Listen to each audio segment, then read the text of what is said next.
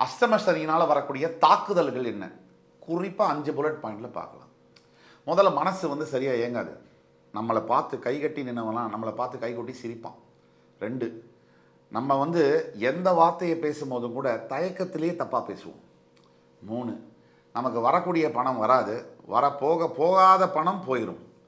4, ரெண்டாவது உடலில் வந்து பார்த்திங்கன்னா சில மாற்றங்கள் வரும். அதை டயர்டாக ஃபீல் பண்ணுறது, ரொம்ப எக்ஸாஸ்டடாக இருக்கிறது, ரொம்ப வந்து சலிப்பு தட்டுறது, மற்றவங்க யாரை பார்த்தாலும் வெறுப்பாக இருக்கிறது, இதெல்லாம் வந்து அஷ்டம சனியில் வரும்.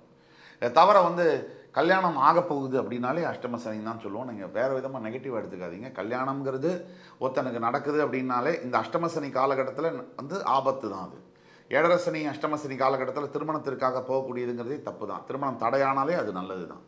அதே மாதிரி கல்யாணம் ஆன தம்பதியினருக்கு சாதாரணமாகவே வீட்டில் வந்து 7 பொருத்தம் இருக்கும். எல்லா கணவன் மனைவிகளுக்குமே இந்த அஷ்டம சனி காலகட்டத்தில் சிம்மராசியில் இருக்கக்கூடிய கணவன் சும்மா மனைவியை போய் என்னம்மா எப்படி இருக்குன்னு கேட்டாலே போதும், மிச்சதெல்லாம் தன்னாலவே நடக்கும்.